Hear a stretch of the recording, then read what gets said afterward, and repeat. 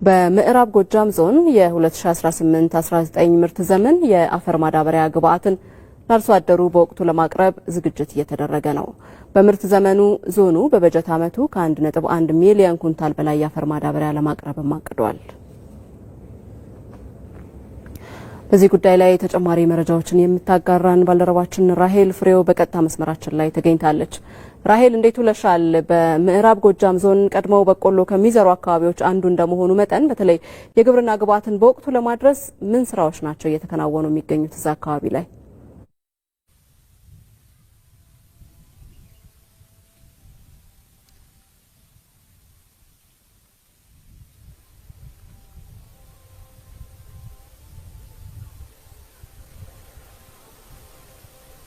አመሰግናለሁኝ። በአማራ ክልል ሰፊ የሆነ የመኸር ምርት የሚመረትባቸው አካባቢዎች አንዱ ነው።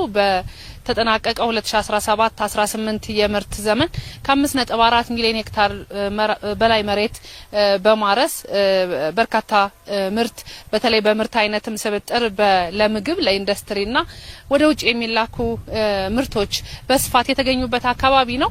የዘንድሮ የመኸር ወቅትም እንግዲህ አሁን የዝግጅት ምዕራፍ ላይ የሚገኝ በመሆኑ አርሶ አደሩ በዚህ የዝግጅት ምዕራፍ ቀድሞ ግብዓት ከማቅረብ አኳያ በርከት ያሉ እንቅስቃሴዎች እየተደረጉ ነው። በክልሉ ምዕራብ ጎጃም ዞን ይህንን አርሶ አደሩ የሚፈልገውን ግብዓት ለማቅረብ የአርሶ አደሩ ፍላጎት ምን ይመስላል፣ እንዲሁም ደግሞ ይህንን ፍላጎት አጥንቶ በማቅረብ ረገድ ደግሞ አምና የነበሩ ስነቶች ምንድናቸው፣ እንዴት ሊታረሙ ይገባል የሚሉት ጉዳይ ላይ ምክክር አድርጓል ማለት ነው። የምዕራብ ጎጃም ዞን በየደረጃው ከሚገኙ አካላት ጋር በተለይ ደግሞ ባለድርሻ አካላት ጋር ማለት ነው። በዋናነት የበቆሎ አብቃይ አካባቢ ነው ምዕራብ ጎጃም ዞን። በቆሎ በግንቦት ወር መግቢያ አካባቢ የሚዘራ እንደመሆኑ አሁን የመሬት ማለስለስ ተጠናቆ የግብዓት አቅርቦት የሚከናወንበት አርሶ አደሩም ለዘር የሚዘጋጅበት ጊዜ ነው። በዚህ ምክንያት የግብዓት አቅርቦቱ ቀደም ብሎ ዝግጅት የሚፈልግ በመሆኑ ከመስኖ የተረፈ እንዲሁም ከባለፈው የመኸር ወቅት የተረፉ የግብዓት አይነቶችን ማጣራት ማዘጋጀት ብሎም ደግሞ አርሶ አደሩ በአዲስ በዚህ ዓመት ወደ እርሻ የሚገቡ መሬቶችን ጨምሮ በአዲስ የሚፈልገውን የግብዓት አይነት በዋናነት የአፈር ማዳበሪያና ምርጥ ዘር ማለት ነው እነዚህ ጉዳዮች ላይ ምን አይነት እንቅስቃሴዎች መደረግ አለባቸው የሚለው ላይ ነው ምክክር የተደረገው። ትራንስፖርተሮች በየደረጃው የሚገኙ የግብርና ዘርፍ ኃላፊዎች ከቀበሌ ጀምሮ ማለት ነው አመራሮች፣ ባለሙያዎች የተገኙበት ነው። በዋናነት እንግዲህ ይህ አካባቢ በቅርብ የበቆሎ ዘር የሚጀመርበት እንደመሆኑ የዩሪያ ማዳበሪያ የሚቀርብበት ወቅት ነው። በአጠቃላይ በዞኑ 1.19 ሚሊዮን ኩንታል የአፈር ማዳበሪያ እንደሚቀርብ ተገልጿል።